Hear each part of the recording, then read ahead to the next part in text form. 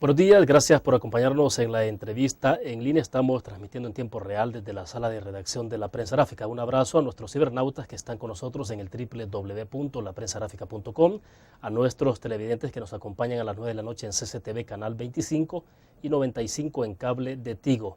Y un saludo a nuestros compatriotas que nos miran por Uniglow Canal 28 en Houston, Texas. Les recuerdo que pueden enviar sus comentarios o preguntas. Este martes continuamos reflexionando sobre la evolución y el impacto de las redes sociales en las naciones y en el mundo en general. Los acontecimientos que iniciaron en Túnez luego de la inmolación de un joven se extendieron a Egipto y ahora amenazan la dictadura en Libia. Esto ha tenido como acompañamiento esencial las redes sociales. ¿Cómo está cambiando el mundo con las nuevas tecnologías y las redes sociales? Es lo que ahora pretendemos explorar con nuestro invitado. Pero antes, quiero dejarles a ustedes un video que elaboró nuestro compañero Ernesto Villalobos sobre las redes sociales. Es un sondeo justamente con jóvenes en torno a qué piensan sobre las redes sociales. Veamos.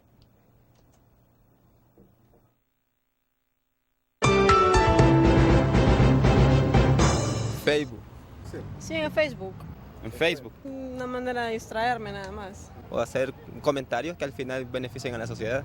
A veces para hacer trabajos con los amigos de la U, al final se vuelve una pérdida de tiempo si no lo sabemos manipular.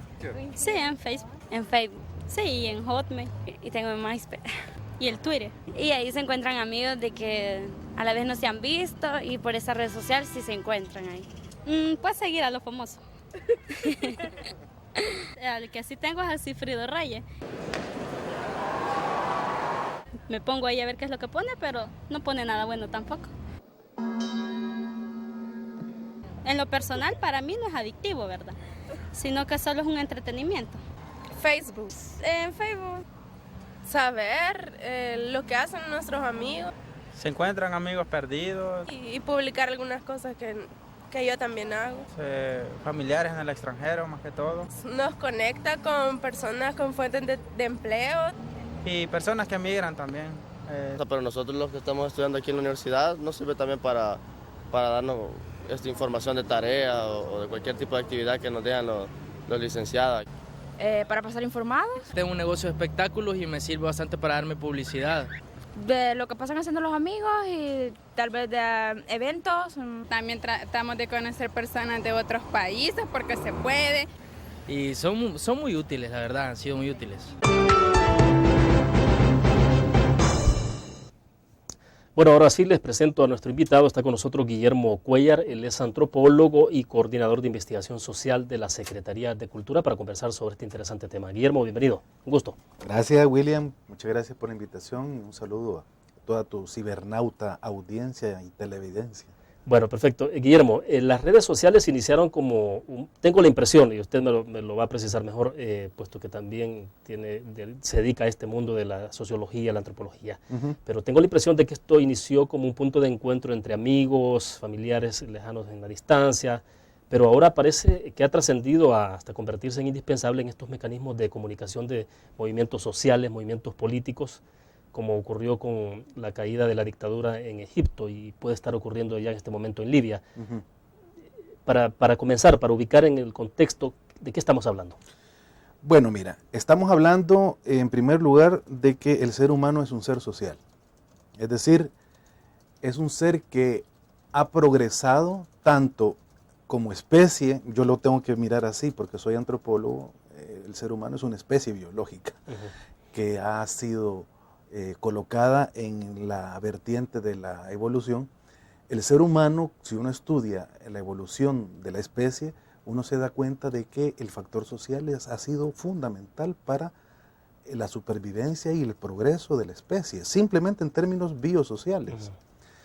Entonces partimos de ahí, de que somos seres sociales y que el factor social no es un factor marginal, no es un factor de adorno, no es un factor que sea superfluo en nuestra naturaleza como seres humanos.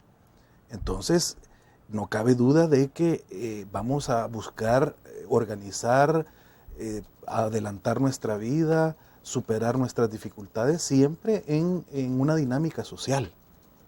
Ahora, Guillermo, ¿será que nadie pensó del alcance que podían tener las redes sociales? ¿O quienes crearon todo esto efectivamente tenían idea hasta dónde iba a trascender las redes sociales en términos generales. Estamos hablando del Facebook, el Twitter y otros más que hay ahí.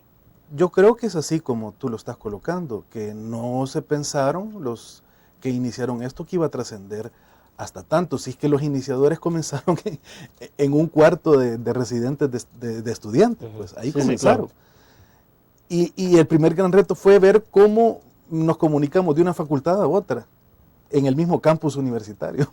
Y luego, después comunicarnos de una universidad, ¿verdad? Harvard, con otra, Stanford. Y así, o sea, se les fue ensanchando el horizonte a los que idearon esto que ahora llamamos redes sociales, pero no podían tener el cálculo de hasta dónde iba a llegar. Yo creo que eso es en parte la historia del ser humano, que el ser humano es capaz de crear, pero nunca tiene la visión de hasta dónde voy a llegar. Y eso es lo bonito de la existencia humana, que tiene sorpresas, que tiene el horizonte incierto por delante. Y vamos avanzando según nos vayan colocando los retos del horizonte. Sí. Bueno, debo hacer nuestra primera pausa comercial. Volvemos con más de la entrevista en línea.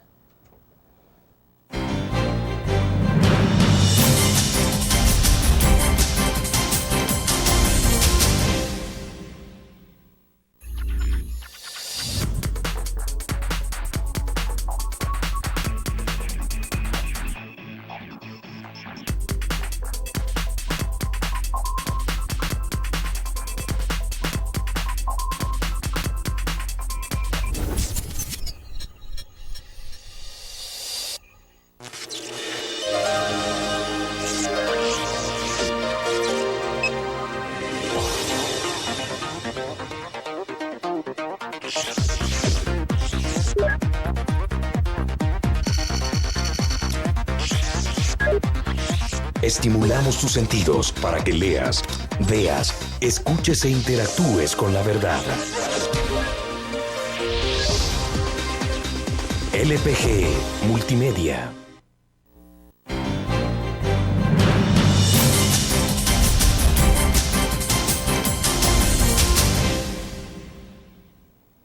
Está con nosotros en nuestros estudios Guillermo Cuellar, antropólogo y coordinador de investigación social de la Secretaría de Cultura. Guillermo, me llamó la atención el planteamiento que hacía en el segmento anterior. Usted dice, el ser humano es capaz de crear, pero no sabe hasta dónde va a llegar. Sí. Y en el corte decíamos, usted decía el caso de Albert Einstein, por ejemplo. Pues sí, el caso de Albert Einstein, que avanzando en la física moderna llega a su famosa ecuación E igual mc al cuadrado, lo cual después va a generar la bomba atómica.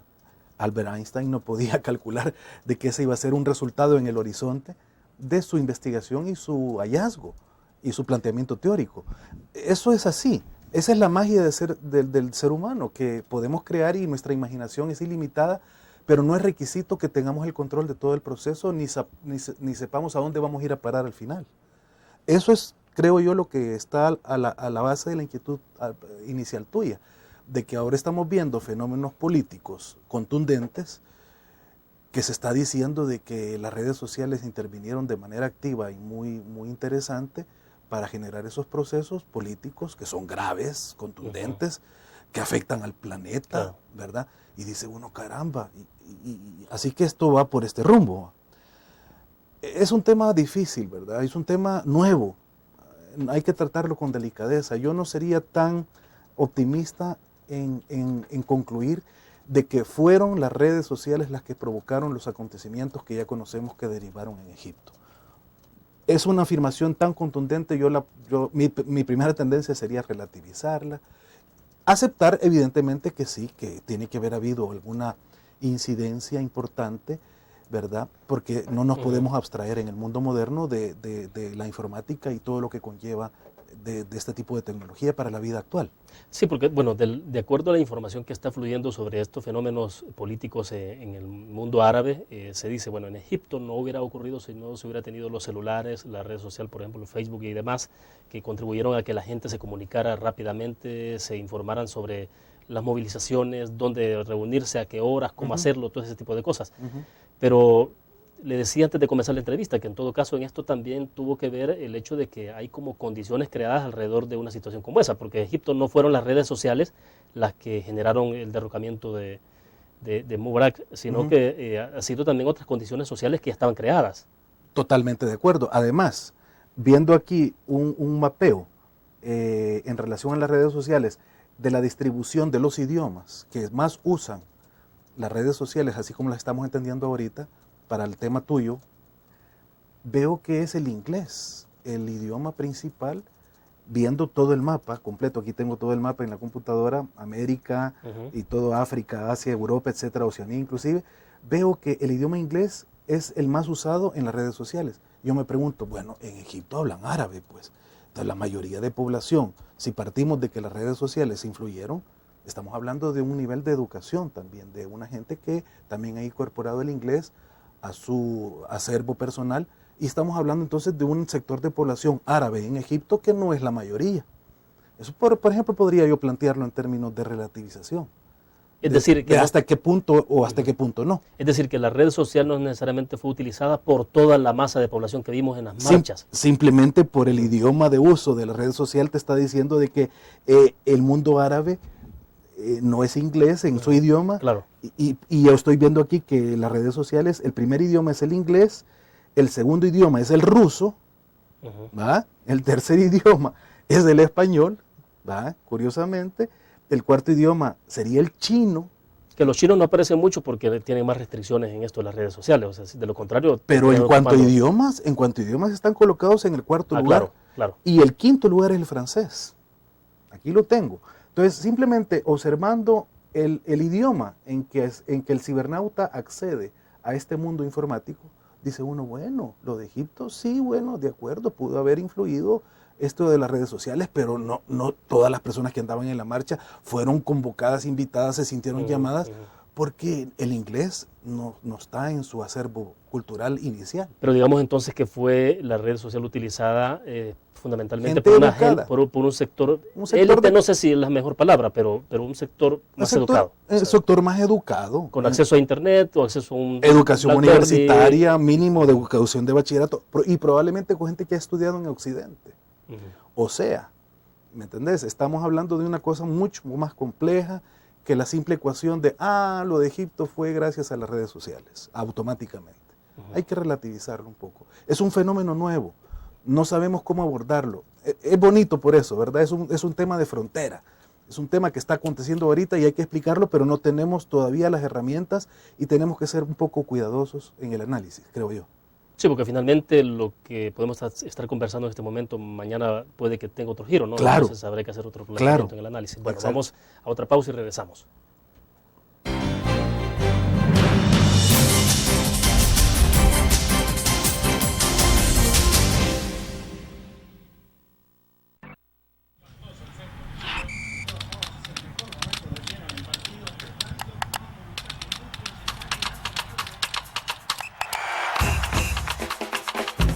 La emoción del deporte está en www.elgráfico.com.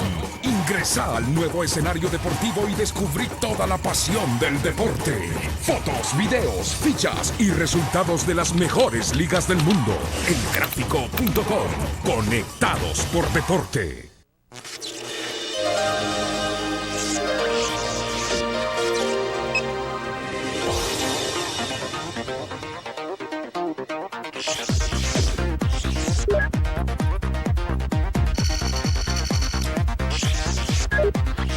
Estimulamos tus sentidos para que leas, veas, escuches e interactúes con la verdad. LPG Multimedia.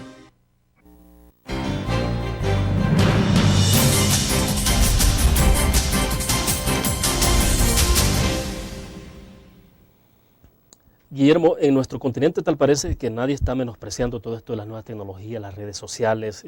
Ya vimos, por ejemplo, lo que ocurrió, lo vamos a analizar en su momento, el caso de Barack Obama, el triunfo de Barack Obama, muchos lo atribuyen al éxito del manejo de las redes sociales y todas esas cuentas. Hugo Chávez de Venezuela tiene Twitter y está en comunicación permanente también con la gente, enviando comentarios y todo esto. Pero bueno, eso es un punto más adelantito. Para terminar de cerrar lo de Egipto, lo que está pasando en el Medio Oriente entonces, porque lo que estamos viendo ahora, por ejemplo, en Libia es, claro, una sociedad mucho más cerrada. Inmediatamente comenzó la convulsión y el gobierno cerró simplemente el acceso al Internet y hay comunicación, aunque hay alguna información que fluye por ahí. Pero para terminar de cerrar el análisis sobre lo que pasó en el Medio Oriente o está pasando. Bueno, tú acabas de colocar, por ejemplo, un factor que hay que meterlo en la sopa, y es el factor del celo cultural que hay en el mundo árabe para los productos occidentales, no solamente para el idioma inglés. Entonces yo cuestionaría el hecho de que usando una herramienta que es claramente occidental y que nació en el mundo occidental, en el corazón del mundo occidental, como es en Estados Unidos, en Egipto haya servido y los egipcios hayan asumido esa herramienta para resolver sus problemas nacionales e internos. No me suena tan coherente en términos de un análisis un poco más sociológico, antropológico, cultural, ¿verdad? El mundo árabe es cerrado a esas tecnologías, no es tan abierto. Y entonces, ¿cómo es que influyó? El caso de Obama, que tú ya lo colocaste, ahí sí se podría decir, bueno, en el caso de Obama, pues sí, está en Estados Unidos y ahí nadie rechaza eso, al contrario, es parte casi de sus huesos y su sangre y sus venas actuales. Pero entonces yo podría decir, ay, ¿por qué no hicieron tanta bulla de decir, Barack Obama ganó por redes sociales, sino que el primer reventón del tema es con Egipto? No sé. Lo que tú dices sobre Barack Obama yo lo comparto, debe de verse así y se puede analizar así, pero siento que no ha sido tan evidente, por lo menos en la comunicación social, de atribuirle un hecho político al factor de redes sociales. Ahora, en el continente americano es otra historia entonces. Creo que sí, yo creo que sí. En primer lugar, porque América es de habla inglesa. O sea, ya no podemos decir de que América no es bilingüe. Si es que en los Estados Unidos mismos tienen planteado ese problema, tienen que llegar a aceptar de que se transformaron en una sociedad bilingüe inglés-español. Y nosotros, el resto de América, al revés, tenemos que aceptar de que nosotros somos bilingües ya, inglés-español. Ya no importa, ahorita en estos términos, para este tema no importa por qué, cómo qué, si estoy de acuerdo o no, es un hecho. Entonces, las redes sociales, su lenguaje fundamental es el inglés y el español ha llegado a fundirse. Entonces, yo creo que América es un continente que hay que verlo aparte, como tú creo que lo estás colocando.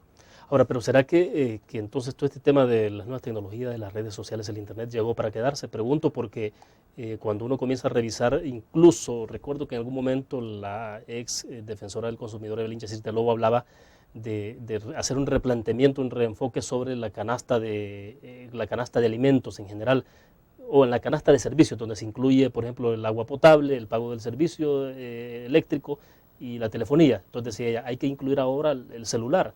Entonces ahora, ¿será que también están así que ahora el Internet, el uso de las redes será parte de esto? En términos de necesidad humana, de necesidad de comunicarse, de crear vínculos sociales, de crear relaciones sociales para progresar, para avanzar en mi vida, para resolver problemas, yo creo que sí. Yo creo que sí, no hay que verlo solamente desde un punto de vista materialista, hay que verlo desde un punto de vista de que somos seres sociales y que si hay tecnologías que van en este camino, ya están presentes, ya están incorporadas en nuestra vida moderna y cotidiana. Yo creo que sí. O sea, ¿llegaron para quedarse? Creo que sí. Ahora, ¿que van a ser igual que ahora? No. La forma, ¿verdad? Pero que ya están incorporadas y que va a ser difícil que nos desembaracemos de ella por cualquier razón, no creo. Ya que, sí, te diría, llegaron para quedarse, sí. Perfecto, debo hacer otra pausa. Cuando regresemos, ahora sí, analicemos lo que pasó con la elección de Barack Obama, de cómo otros presidentes en América Latina, el caso de Hugo Chávez en Venezuela, que utiliza mucho esta herramienta. Vamos a la pausa.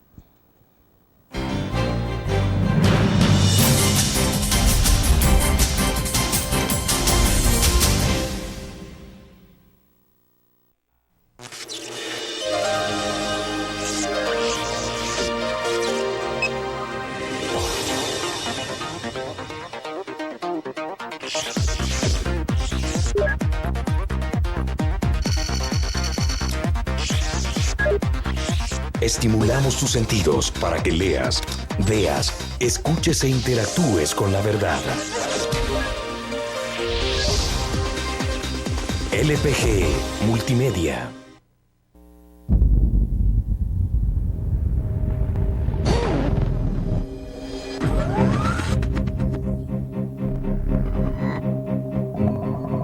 El inicio de una estrategia financiera desde los negocios y la actividad económica hacia toda Centroamérica.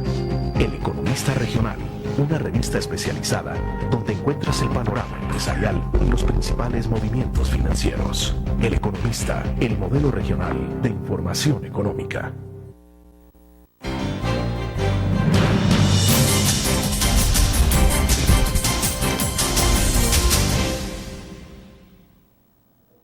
Guillermo, teníamos entonces el ejemplo del caso de Barack Obama como parte del análisis en este segmento, lo que pasó en Estados Unidos, lo que está haciendo Hugo Chávez, decíamos, en Venezuela. Desde hace rato abrió una cuenta en Twitter y ahí está pues mensajeando. No sé si lo está haciendo ahora con la misma intensidad de antes, pero bueno, pero hay ahí dos situaciones puntuales de cómo gobernantes están utilizando estas herramientas. Sí, yo creo que es un fenómeno interesante.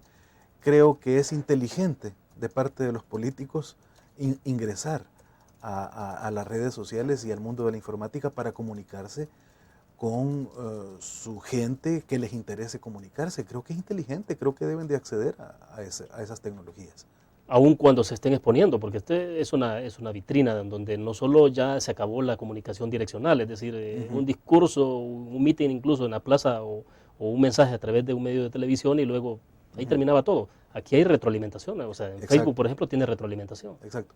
Yo diría que creo que un político ganaría más elecciones si se deja exponer delante de su público. Estoy convencido de eso. La gente valora mucho que un político lo escuche, aunque en un principio el público se desboque. Es que puede suceder. Creo que la dinámica la podemos prever un poco, que en una primera instancia el público se te puede desbocar e incluso llegar a tratarlo demasiado personalizadamente, pero después el público, si siente que el político le va a escuchar, puede ir bajando su tono y entonces empezar a ser más objetivo y decirle, pero mire, lo que yo le quiero decir es, yo creo que el político debe de entender que debe de estar dispuesto a pasar por ese rasero, entendiendo que es una dinámica y le va a servir mucho como político. No creo yo que deban de tenerle miedo a exponerse, como tú decías. Ahora, pero claro, en caso de estos gobernantes han reconocido eso y, Claro. y porque tiene sus ventajas y sus desventajas, me imagino, todo esto. Entonces, no sé qué pesa más, y usted me lo dirá, pero han decidido exponerse ahí y al final me da la impresión de que han terminado, bueno, el caso de Obama ganó una elección y fue muy potenciado por eso, pues, o sea, le sacó provecho a todo esto. Bueno, justamente han tenido resultados más positivos que negativos, ambos, tanto el presidente Obama como el presidente Chávez. Ambos han tenido resultados positivos. Seña es que lo continúan practicando en alguna medida, no sabemos si en tanta intensidad como al principio, pero bueno, eso tiene sus altos y bajos. El punto es que ya se abrieron en ese medio y se han colocado delante de su público y han soportado la marea que se les viene encima y eso habla mucho de ellos como líderes. Ahora, en la política doméstica, ¿cómo podrá evolucionar esto? Porque él decía, bueno, no sé cuántos diputados, por ejemplo, actualmente en la Asamblea Legislativa estarían dispuestos a abrir sus cuentas. Muchos lo están haciendo, pero no sé si todos estarán dispuestos a someterse al escrutinio, porque ahí pues alguien puede incorporarse como amigo en la cuenta o hacerse fans, pero no necesariamente tiene que ser una persona que va a votar por ese diputado. Correcto. Yo creo que esa distinción es importante. Yo creo que los políticos nacionales que han ingresado a la red lo han hecho más en plan de amigos, creo yo. No, honestamente, creo yo, puedo equivocarme, pero creo que no lo han hecho para tomar sintonía con sus votantes y estar más en acuerdo con las expectativas de sus votantes. Honestamente creo que no lo han hecho así.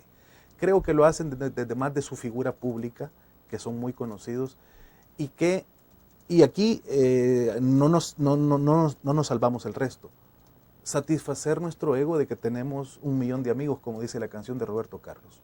Yo solo quisiera tener 1 millón de amigos. Eso en Facebook yo lo quiero lograr, ¿verdad? Hay bastante de eso en Facebook. No solamente del ciudadano común, también creo yo de los políticos que están abriéndose a este tema. Ahora, puede ser que sea un primer paso y que luego se den cuenta de que es una herramienta que pueden orientar de otra manera. No sé, estoy especulando, pero el tema está ahí, ciertamente.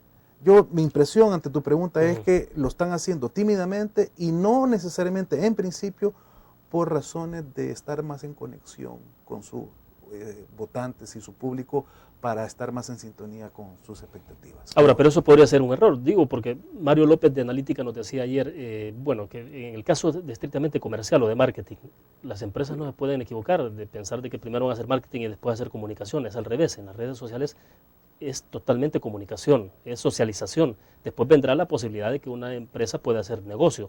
Los políticos tampoco pueden saltarse esa fórmula, digamos. De acuerdo, tienes razón. Visto desde ese punto de vista, creo que la lógica es correcta. Ahora, hablando del punto de vista mercadológico, yo no sé si ya se han percatado los que son especialistas en esta área, de que la mayoría de los que usan redes sociales, cuidado con lo que estoy diciendo, no estoy diciendo la mayoría de los que usa internet, no estoy diciendo la mayoría de los que usa correo electrónico, sí. No estoy diciendo eso. Estoy diciendo la mayoría de los que usan las redes sociales, sí, porque claro, eso está claramente identificado. Aquí tengo una estadística. La mayoría de los que se meten a las redes sociales, y al decir mayoría estoy diciendo el 60%, son arriba de 35 años. Yo creo que esto bota un poco una idea que en mercadología se maneja mucho, ligeramente probablemente, y es de que el mercado de la informática es bien joven, de los 0 a los 20 años. Yo creo que no, tienen que ser un poco más acuciosos y afinar su dirección y ver que en las redes sociales la mayoría que está accediendo, el 60%, en las diferentes opciones, porque aquí tengo 1, 2, 3, 4, 5, 6, 7, 8, 9 tipos diferentes, no solamente Facebook, sino sí. Twitter, Friendster, Hi5, etc. El 60% son arriba de 35 años. Y el segmento de los 45 a 54 es sumamente interesante demográficamente. Perfecto. Dejémoslo ahí y lo retomamos el análisis después del segmento. Vamos a la pausa.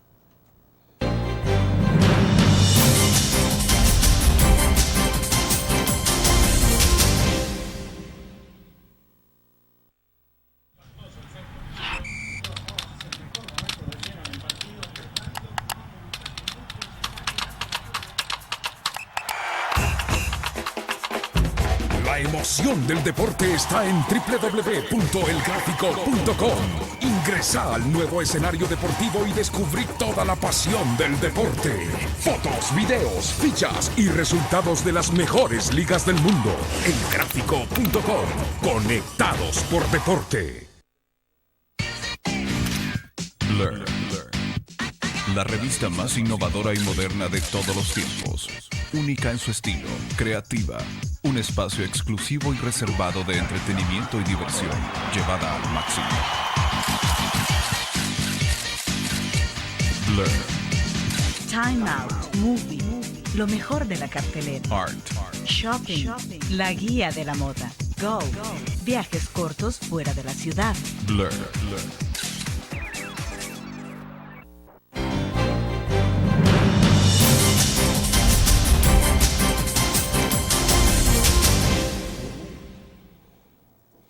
Bueno, Guillermo, nos decía entonces que usted, la cifra que tomaba, decía usted que la mayoría de la gente que está ahí, el 60%, son arriba de 35 años, ¿no? Sí, correcto. Bueno, pero estamos hablando entonces de un segmento que es, si un político, un empresario, un mercadólogo lo ve esos segmentos como importantes, tampoco es así como que solo va a llegar a repartir espejitos. Exactamente, tiene que afinar un poco su discurso porque está hablando con gente con más experiencia de vida y probablemente también con más educación, de 35 años en adelante. Y el segmento de 45 años a 64 años es importante en el uso de las redes sociales. Eso es lo que me está diciendo aquí la estadística que tengo ante mis ojos. Y el segmento de 0 a 17 años, solamente en algunos tipos de redes sociales llega a ser el 50%, pero de ahí está abajo del 50%. Entonces, yo creo que tenemos que votar la idea de que las redes sociales, así como lo estamos entendiendo acá, desde el mundo informático, las redes sociales son de uso exclusivo y mayoritario de gente joven, adolescente. Creo que estamos equivocados si lo seguimos viendo así. Entonces, todo eso tiene consecuencias para el mundo del mercado, para el mundo de la política, para el mundo que pretenda utilizar esta herramienta para sus fines, sea de los que sean. Sí, porque eso implica de que un político, entonces un mercadólogo tenga que pensar en que va a llegar a un segmento mucho más crítico, más reflexivo, más pensante, no necesariamente, como decíamos, a llevarle los espejitos y ya se vendió todo. Yo creo que así es, creo que es lo que tenemos que aprender y reorientar a los que se manejan en esos mundos, definitivamente. Las redes sociales es un fenómeno nuevo, William, hay que decirlo, y no podemos ir rápidamente con categorías a analizarlo y calificarlo. Creo que tenemos que entrar a ese fenómeno de una manera con ojos más limpios, con ojos más abiertos, no a calificarlo rápidamente, sino que tenemos que conocerlo. Es un fenómeno nuevo, reciente. Bueno, decía Mark McLuhan que estamos en la aldea global. Lo dijo hace muchos años. ¿Será que ahora sí ya es definitivo esto de la aldea global? O sea, que... Sí, ese es un concepto interesante. Fíjate que ese concepto de la aldea global tiene una base bien interesante, que es producto de la revolución en las comunicaciones. Eso no, si hablamos de la revolución en las comunicaciones es antes que McLuhan, porque McLuhan está escribiendo en los años 60. Pero la revolución en las comunicaciones comienza, como tú bien sabes, con las guerras mundiales. Eso es lo que abre la necesidad de la comunicación a nivel planetario. Las guerras mundiales fueron las que dieron ese nuevo horizonte, y la radio es la que comienza. Y de ahí viene la televisión y así. Entonces, esa perspectiva de aldea global se viene construyendo desde una revolución en las comunicaciones que comienza desde 1930 en adelante. Y es interesante de que en esa época, en 1930, el primer intelectual que adivina que somos una aldea global es un escritor húngaro. Fíjate que no fue un científico, ni un sociólogo, ni un comunicólogo, no. Fue un escritor que usó su imaginación para pensar que el planeta era algo así como una aldea global. Y entonces escribió una novela que se llama Cadenas. ¿Qué plantea en esa novela? En esa novela, en términos imaginativos literarios, este escritor húngaro se imagina algo que después los científicos llegaron a comprobar, y digo científicos sociales y psicólogos, de que todos los seres que habitamos este planeta podemos conectarnos con cualquier ser que esté en el planeta, simplemente por estar en este planeta, con un promedio de 6 intermediarios. ¿Qué te parece eso? Vos querés comunicarte con alguien en África, y para llegar a ese alguien en África, vas a ocupar 6 intermediarios y vas a llegar. Eso es lo que se llama los 6 grados de separación, que fue un hallazgo de este literato, que se lo imagina primero en términos literarios, pero después vienen los cientistas sociales y hacen experimentos, y llegan a que tenía razón, que existe esa posibilidad. Ahora, pero en aquel momento todavía no estaba eso configurado en términos tan prácticos como ahora lo vemos. No. O sea, era más de una visión del... El literato sí, el literato se adelanta en su imaginación literaria, pero eso no quiere decir que esté ficcionando, como diciendo, inventando mundos fantásticos. Fíjate que es interesante la gran cantidad de conocimientos científicos que han comenzado siendo imaginaciones artísticas. Yo podría aquí citarte varios. Bueno, Julio Verne es un caso. Por ejemplo, es imaginación artística que después llega a ser realidad. Es el mismo caso de este escritor húngaro que te cuento, de su famosa novela Cadenas, y luego agarran los cientistas sociales y encuentran esta teoría de los 6 grados de separación. Y en el año 67 un psicólogo estadounidense puso a prueba en sus propios dominios, utilizando el correo físico, simplemente el correo físico, no internet ni nada. Puso a prueba este concepto y llegó a desarrollar una comunicación a distancia con gente a la cual quiero acceder, pero nunca había sabido que existía, y el promedio de acceso me da 6 intermediarios. Yo puedo llegar.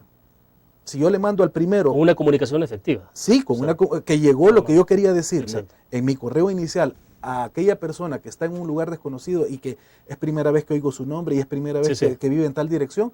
Yo quiero decirle, mira, préstame tu carro. Entonces yo escribo y entonces mando por correo a una persona que yo conozco. Pero yendo en esa cadena, el promedio de intermediarios que se necesitan para llegar a esa persona desconocida es 6 intermediarios. Por eso se llama el principio de los 6 grados de distancia. Esto ya está comprobado científicamente por psicología social y sociología y ciencias sociales. Algo que se imaginó literariamente primero en 1930 este escritor húngaro. Esto plantea con mayor razón lo que llamamos aldea global. Aldea global quiere decir que todos estamos comunicados con todos en el momento que querramos y si lo queremos hacer así. Eso ya está demostrado. Entonces, la revolución de las comunicaciones es antes de la informática, 1930, pero no cabe duda que esto le ha imprimido mayor velocidad, ¿verdad? Y ha generado también problemas nuevos, problemas éticos nuevos, problemas incluso de salud nuevos, problemas políticos nuevos, etcétera.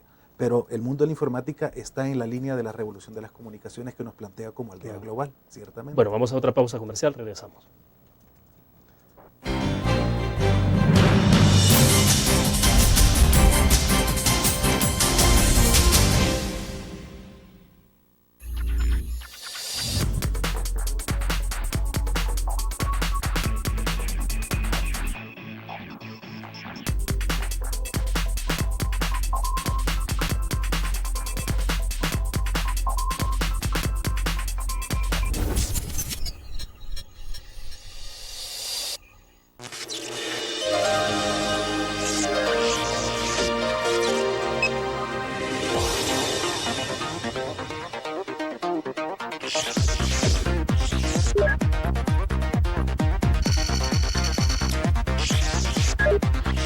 Estimulamos tus sentidos para que leas, veas, escuches e interactúes con la verdad. LPG Multimedia.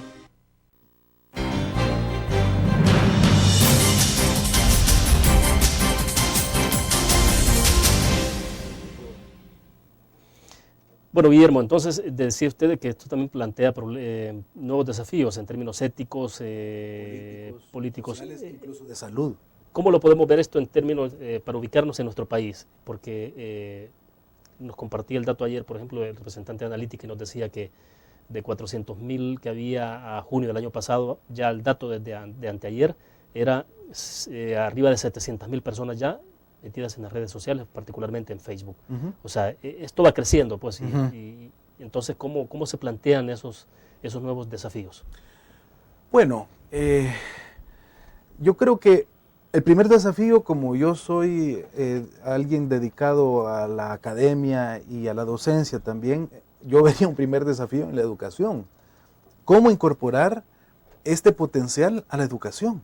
Yo creo que no se está pensando, creo yo. Ojalá me equivoque y no quiero ofender a los titulares del Ministerio de Educación, pero creo que este tema hay que incorporarlo. El primer desafío yo lo vería hacia la educación. El segundo desafío lo vería hacia la política, ¿verdad? Que es algo que ya está apareciendo en lontananza, ¿verdad?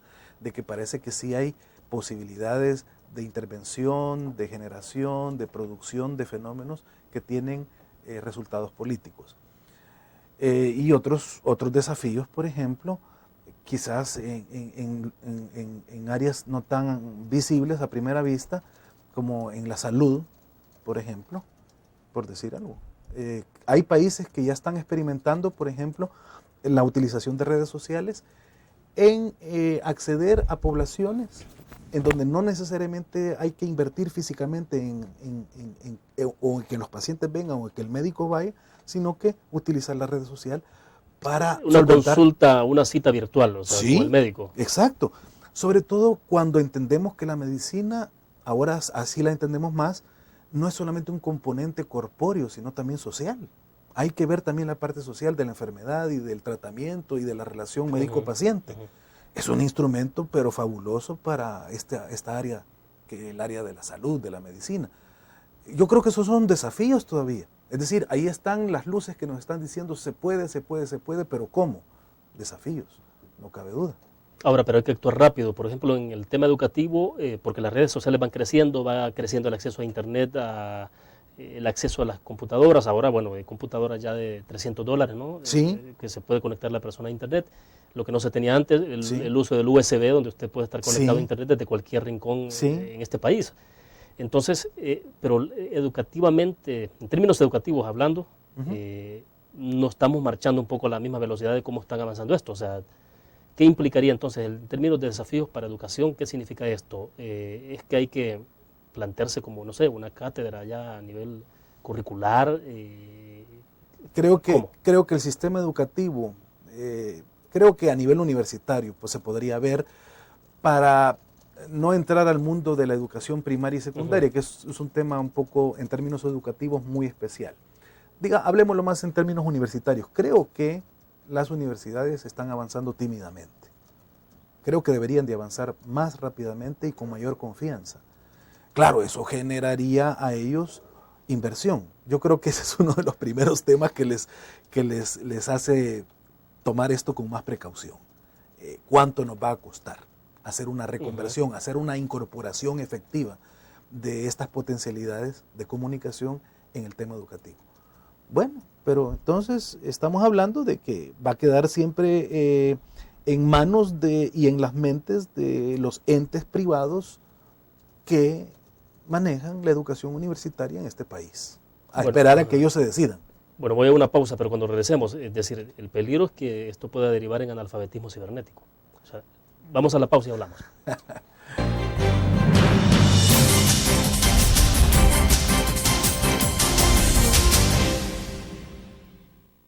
Todos los días salimos a dar lo mejor de nosotros. Salimos a dejar el corazón en el trabajo. Cuando hay adversidad, salimos. Cuando no sale el sol, salimos. Así somos los salvadoreños. Ponemos el alma en todo lo que hacemos. Y esta vez también saldremos. Porque saliendo a trabajar es que se sale adelante.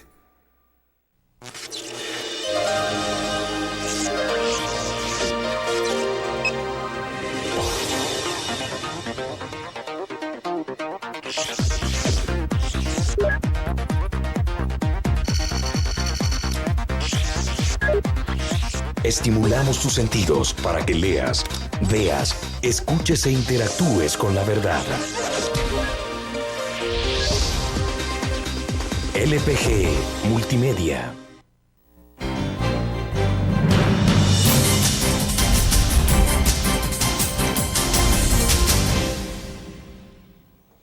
Bueno, Guillermo, mencioné un término que no sé si realmente es el más adecuado para esto, pero yo decía analfabetismo cibernético, es decir, pero puede estar ocurriendo y ahí es donde hay un desafío bastante fuerte, ¿no? Planteado en la educación pública, en la educación privada, a todos los niveles. Sí, de acuerdo con eso. Por eso yo en el segmento anterior hacía la acotación de que mejor apartemos de esta reflexión que estamos haciendo aquí ahorita a la educación primaria y secundaria. Yo me enfoqué en la educación universitaria, donde ya suponemos que el que llegó y se introdujo y se piensa mantener en la educación universitaria, pues ya es muy consciente, o él o sus padres o quienes le apoyan, de que va a tener que hacer una inversión considerable. Entonces, situados en ese mundo, yo creo que deberían haber pasos más acelerados. No quiero decir que no haya universidades que no estén pensando en esto. Yo trabajo en una universidad, pero no la puedo mencionar, ¿verdad? Por razones obvias. Pero yo te puedo decir que en la universidad donde yo trabajo, sí, están reflexionando y están dando pasos y ya hay servicios que le están apuntando a esto que estamos hablando. Entonces no quiero decir que en nuestro país no haya universidades que no hayan captado claro, este asunto. Lo que yo estoy diciendo nada más es que, como tú lo decías, esto va más rápido que lo que estamos absorbiendo. Eso es lo que estoy nada más colocando, que es cierto, que es así, que los avances son velocísimos y por la misma característica de la tecnología, que es muy veloz, y las realizaciones organizacionales, administrativas, académicas, van más atrás que esa velocidad.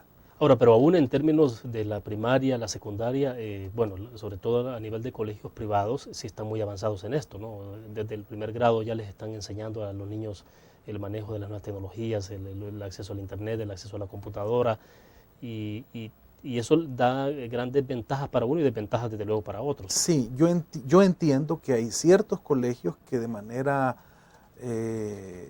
institucional, como una opción muy de ellos, han incorporado programas que van apuntando hacia esto, hacia ponerse al día en el mundo de la informática incorporada a la educación. También entiendo que el Ministerio de Educación ha visto claramente que debe incorporar de forma más masiva en los ámbitos de primaria y en el mundo menos capitalino, más rural, por así decirlo, el tema de las computadoras presentes en clase, que los jóvenes y los niños tengan más acceso directamente a la mera máquina y a aprender a manejarla y a incorporarla a su gestión de conocimiento. Yo entiendo que sí, pues, que no es que estemos tampoco tan abstraídos de esto, ¿verdad? Guillermo, hay un tema que me interesa también, es lo que implica esto como riesgo de aislamiento. No sé si al final, porque todo esto permite más comunicación, pero a la vez puede que estemos convirtiendo a un ser humano aislado en términos de que su relación es con una computadora y eso, digamos, todo este tema de la transmisión de los sentimientos. Y el otro es sobre el tema de la transculturización, o sea, ¿cómo nos estamos exponiendo en esto? Justamente, esos son los temas claves que se están investigando ahorita en este tema de las redes sociales.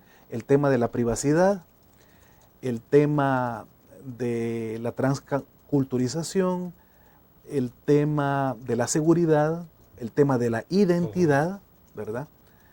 Y hay un tema también que está apareciendo ahí, que es el tema más de psicología en estos términos, de lo que significa que un ser humano, paradójicamente, siendo más social en términos virtuales, es más aislado en términos reales. Eso es un desafío fuerte. De hecho, en la película esta que se está exhibiendo en nuestros cines actualmente, que se llama Redes Sociales, está planteado eso. El inventor de Facebook era un torpe social, es decir, no se sabía llevar bien más que con su grupo muy, muy pequeño, y era muy torpe, por ejemplo, en su vinculación con las muchachas y todo. Entonces, en su vida real era muy torpe, pero su invento fue para solucionar esa torpeza social suya. Fíjate qué interesante, él partió de una necesidad personal y logró abarcar algo que parece que es común a todos los seres humanos, de que el mundo social nos impone muchos retos. Fíjate que en términos evolutivos es bien interesante que nuestra especie humana fue caminando en términos evolutivos hacia un cerebro más grande, hacia una encefalización de mayor volumen, por dos razones fundamentales. Una, por adaptarnos mejor al medio ambiente natural, pero la otra gran razón que hizo nuestro proceso de mayor encefalización en el desarrollo evolutivo de nuestra especie es entendernos mejor con nuestros semejantes. O sea, nuestro ser social está apareciendo como ventaja y como problema fuerte de avance y de progreso. Entonces, el ser inteligente social requiere de cerebro, pues, requiere de que desarrolles habilidades, claro, de que desarrolles un tipo de inteligencia, y no es tan fácil, ¿me entiendes? Entonces, el tema de las relaciones sociales le impone al ser humano una gran exigencia de habilidades, y tengo que decir que lamentablemente nuestra educación formal no nos educa mucho en este tipo de habilidades sociales. Es muy fuerte en las habilidades más intelectuales, más lógicas, más racionales, pero es más limitada, muy limitada en las habilidades sociales. Bueno, perfecto. Hacemos otra pausa y regresamos.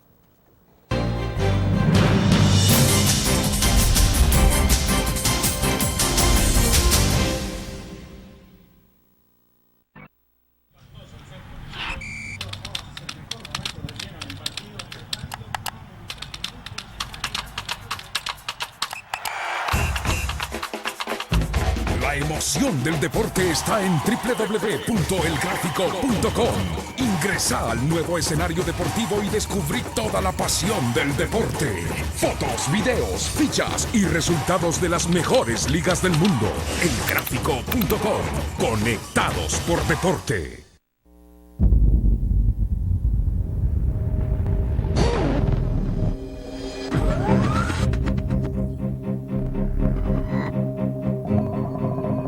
De una estrategia financiera desde los negocios y la actividad económica hacia toda Centroamérica. El Economista Regional, una revista especializada donde encuentras el panorama empresarial y los principales movimientos financieros. El Economista, el modelo regional de información económica.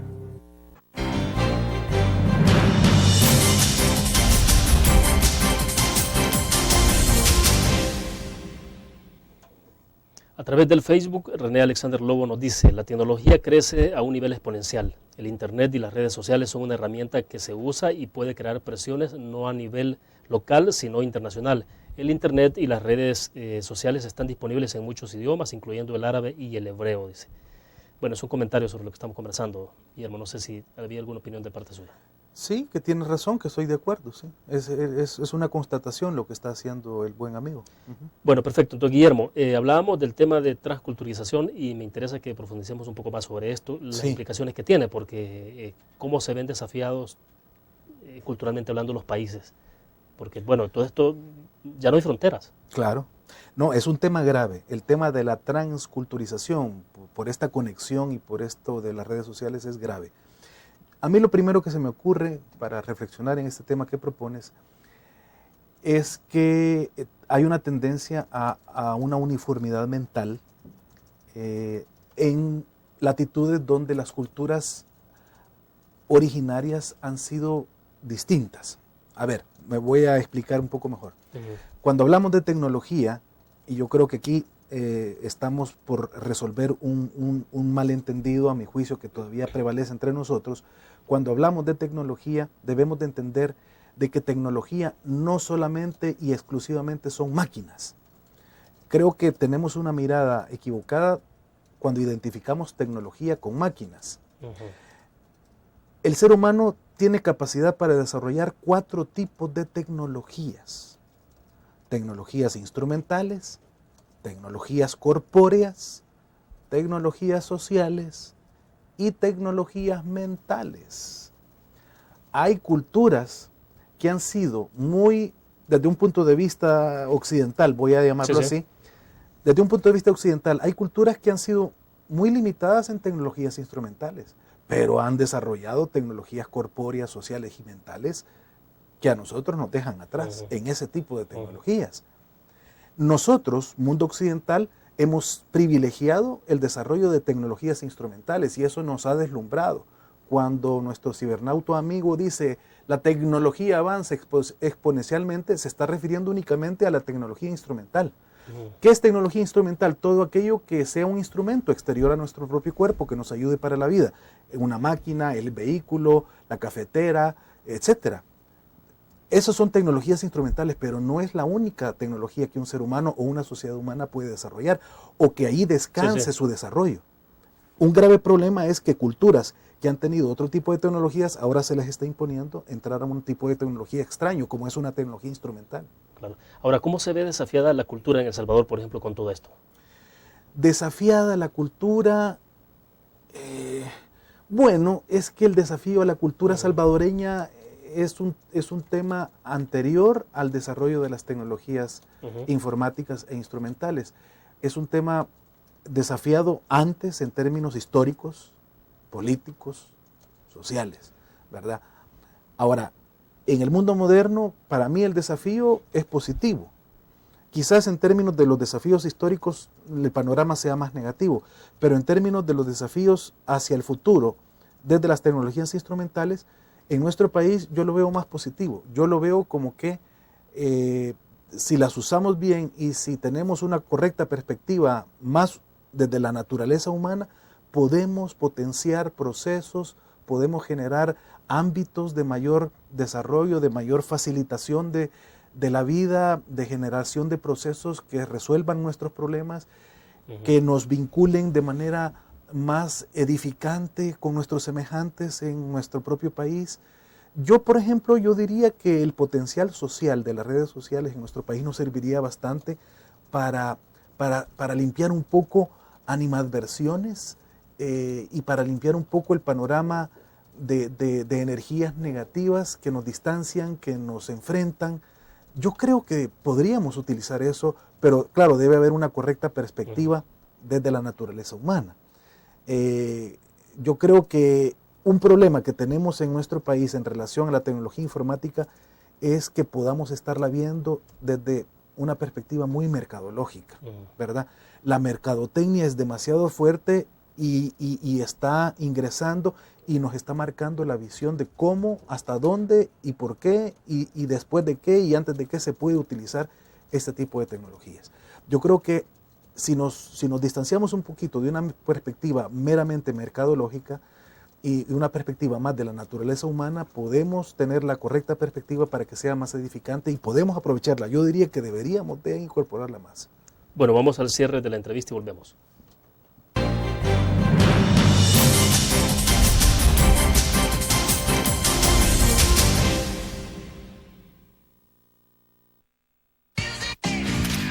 Blur, la revista más innovadora y moderna de todos los tiempos. Única en su estilo, creativa, un espacio exclusivo y reservado de entretenimiento y diversión, llevada al máximo. Blur. Time Out, Movie, lo mejor de la cartelera. Art. Shopping, la guía de la moda. Go, viajes cortos fuera de la ciudad. Blur.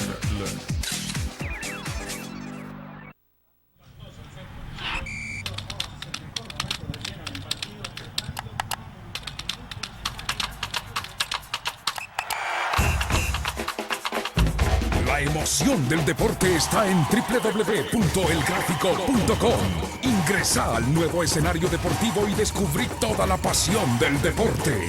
Fotos, videos, fichas y resultados de las mejores ligas del mundo. Elgráfico.com. Conectados por deporte.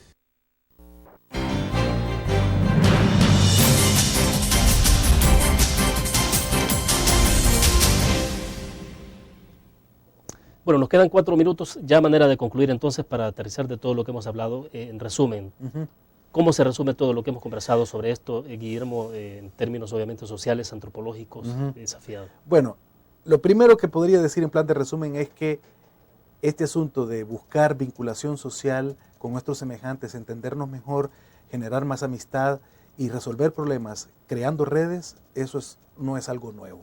Es algo de nuestra especie que tiene... Si aceptamos la mirada evolutiva, tiene 5 millones de años de estar caminando. Y que un factor importante en nuestra naturaleza humana que nos ha empujado en nuestra evolución es el factor social. El término redes sociales como término es muy reciente y referido a esta potencialidad de la tecnología informática. Yo creo que eso está bien, es una nueva conceptualización que está apareciendo, redes sociales, pero debemos de entender de que redes sociales también hubieron en las épocas de las llamadas cavernas. Yo podría citar rápidamente ejemplos de cómo el hombre de Neandertal fue, una de sus claves para su extinción fue que creó menos redes sociales. En cambio, el hombre de Cro-Magnon, que fue su contraparte inmediata y que fue la que siguió la línea evolutiva hacia el hombre moderno, su éxito en gran medida estuvo en que creó más redes sociales. Porque al final las redes sociales se trata de 3 factores importantes. Pero entonces, Guillermo, esta generación puede tener más éxito que todas las anteriores, justamente por eso, porque está el planeta cubierto por esa telaraña del Internet. Sí, yo creo que sí. Yo diría que es un mensaje positivo el que debemos de quedarnos con este fenómeno de las redes sociales, con una correcta perspectiva desde nuestra naturaleza humana.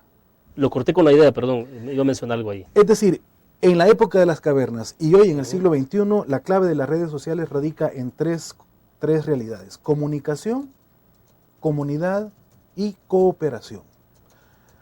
La comunicación está referida a nuestra capacidad de generar y compartir información. La comunidad está referida a nuestra capacidad de generar y compartir afectos. Y la cooperación está en nuestra capacidad de generar y compartir acciones. Si imbricamos estas 3 realidades, compartir y generar información, afectos y acción, tenemos un buen resultado. Yo creo que aquí está la clave del éxito de estas redes sociales, pero también fue la clave del éxito de las redes sociales de la época de las cavernas, por así decirlo. Claro, hoy lo que se ha hecho es acortar distancias, es decir... Más velocidad, instrumentales, etcétera, etcétera. Hay cambios de modalidades y formas, pero los principios son los mismos, creo yo. Y en perspectiva, entonces, esto es una evolución hacia más. Estamos evolucionando hacia tecnologías que nos van a llevar a una evolución mental. Yo creo que el futuro de las tecnologías es a que la tecnología instrumental va a tener un techo y vamos a pasar a desarrollar otras tecnologías que no son instrumentales. Y el futuro de la humanidad está en desarrollar tecnologías mentales. Perfecto. Guillermo, ha sido un placer contar con usted. Mucho gusto, William, y un gran placer estar aquí en tu entrevista. Bueno, terminamos así la entrevista en línea. Nos vemos mañana a la misma hora. Estará con nosotros Rafael Ibarra de la UCA, justamente para dar continuidad a este análisis que estamos haciendo sobre las redes sociales, el Internet en términos generales. Nos vemos mañana.